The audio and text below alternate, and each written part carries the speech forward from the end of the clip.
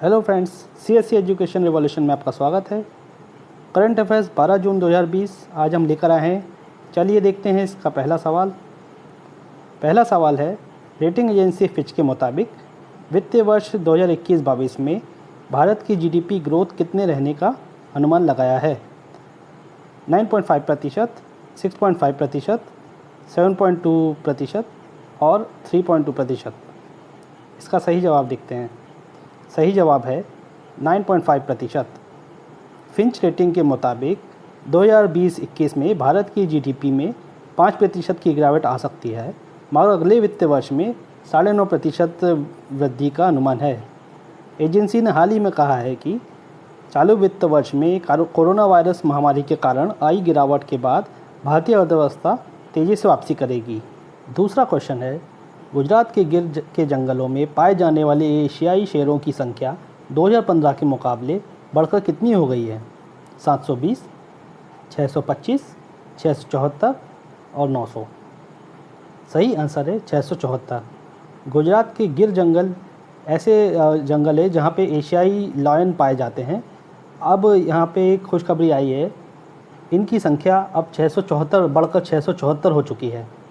One विभाग की तरफ से हाल ही में जारी आंकड़ों के अनुसार सौराष्ट्र के विभिन्न जिलों में फैले गिर जंगलों में 161 नर, 260 मादाएं और 45 अवयस्क नर और 49 अवयस्क मादा शेर पाए गए। वन में 137 शावक भी मौजूद हैं। यह इंडिया के लिए अच्छी खबर है, जहां इंडिया के शेरों की गिनती एकदम कम हो चुकी थी, अब यहाँ पे इनकी जनसंख्या बढ़ रही है। तीसरा क्वेश्चन है, किस राज्य सरकार ने हाल ही में कक्षा 5 तक के बच्चों के लिए ऑनलाइन क्लास पर प्रतिबंध लगा दिया है? ऑप्शन है कर्नाटका, दिल्ली, तमिलनाडु और उत्तर प्रदेश। सही आंसर है कर्नाटका। कर्नाटका में सरकार ने कक्षा 5 तक के बच्चों के लिए ऑनलाइन क्लास पर प्रतिबंध लगा दिया है। ऑनलाइन कक्षाओं के नाम पर अतिरिक्त फ़ीस वसूलने वाले स्कूलों के खिलाफ सख्त कार्रवाई की जाएगी और फीस बढ़ाने पर रोक लगा दी गई है। क्वेश्चन है, अंतर्राष्ट्रीय भारोत्तोलन महासंघ इंटरनेशनल वेट लिफ्टिंग फेडरेशन ने किस भारतीय वेट लिफ्टर पर लगाए गए डोपिंग के आरोपों को वापस ले लिया है? मीराबाई चानू, पूनम यादव, संजीता चानू और राखी हल्दर।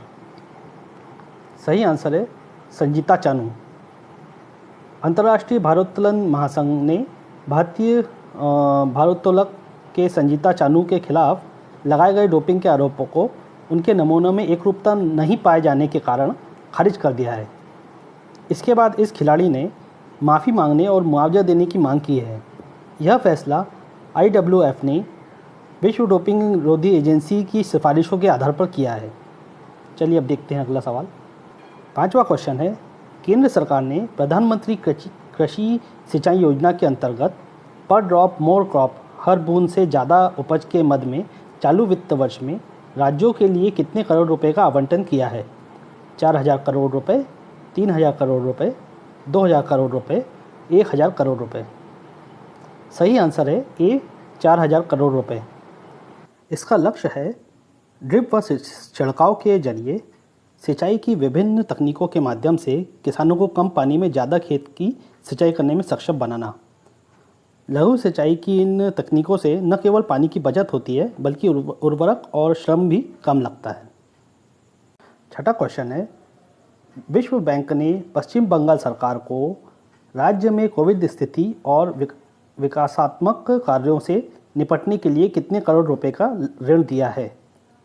ऑप्शन है 2,950 करोड़ रुपए, 3,950 करोड़ रुपए, 1,950 करोड़ रुपए और 1,050 करोड़ रुपए। सही आंसर देखते हैं। सही आंसर है 1,950 करोड़ रुपए। विश्व बैंक ने पश्चिम बंगाल सरकार को 1,950 करोड़ रुपए का ऋण प्रदान किया है। पश्चिम बंगाल सरकार को यह ऋण राशि राज्य में कोविड-19 से निपटने के लिए और विकासात्मक कार्यों के लिए दी गई है। पश्चिम बंगाल सरकार 1,950 करोड़ रुपए की कुल राशि में से 850 करोड़ रुपए विभिन्न सामाजिक कल्याण योजनाओं पर खर्च करेगी, जबकि 1100 करोड़ रुपए औद्योगिक अवसंरचना तैयार करने के लिए खर्च किए जाएंगे। चलिए देखते हैं अगला सवाल। 7वां सवाल है, हाल ही में किस देश ने कोरोना संक्रमित लोगों से के इलाज के लिए प्लाज्मा की ऑनलाइन उपलब्धता शुरू की है? ऑप्शन है बांग्लादेश, नेपाल, चीन और पाकिस्तान। सही आंसर है बांग्लादेश। बांग्लादेश सरकार ने कोरोना संक्रमित लोगों के लिए इलाज के लिए प्लाज्मा की ऑनलाइन उपलब्धता शुरू की है। इस योजना का नाम है सहयोद्धा। और आप बांग्लादेश का मैप देख सकते हैं रेड में, ईस्टर्न साइड पे आता है हमारे इंडिया के, और प्राइम मिनिस्टर है यहाँ की शेख हसीना। 8वां क्वेश्चन है, मर्सर के 2020 कॉस्ट ऑफ लिविंग सर्वे के अनुसार प्रवासियों के लिए भारत का सबसे महंगा शहर निम्न में से कौन सा है? ऑप्शन है मुंबई, दिल्ली, जयपुर और लखनऊ।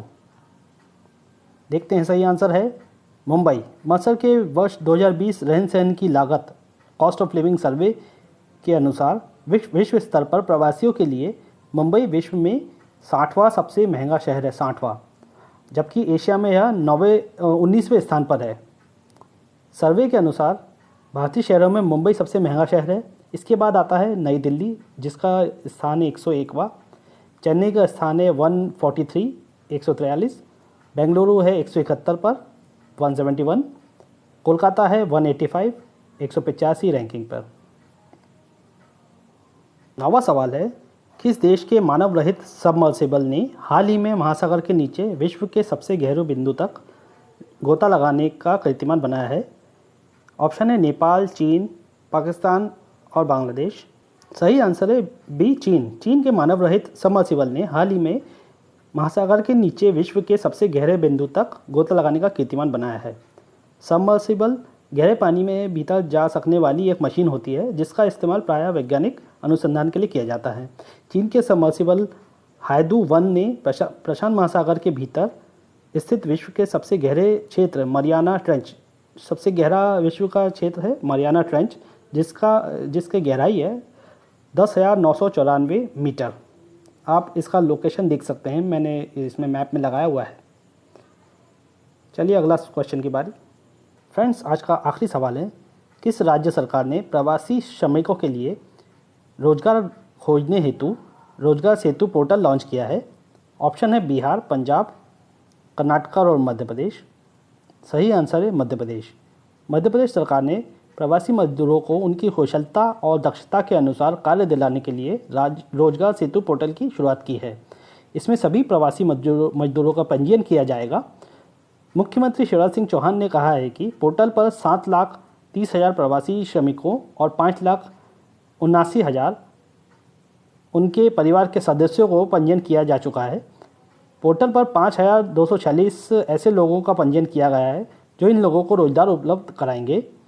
मुख्यमंत्री ने कहा है कि मध्य प्रदेश ऐसा पहला राज्य है जिसने समस्त प्रवासी मजदूरों का सर्वे पूर्ण कर लिया है। मध्य प्रदेश का मैप मैंने आज भी आपको लगा के दिखाया है, देख सकते हैं, इसमें रेड में मार्क है। आशा करता हूँ आज का क्विज़ आपको समझ आया होगा और पसंद आया होगा। कमेंट बॉक्स में प्लीज़ बताइएगा। आज के लिए इतना ही, मिलते हैं अगले वीडियो में। जय हिंद।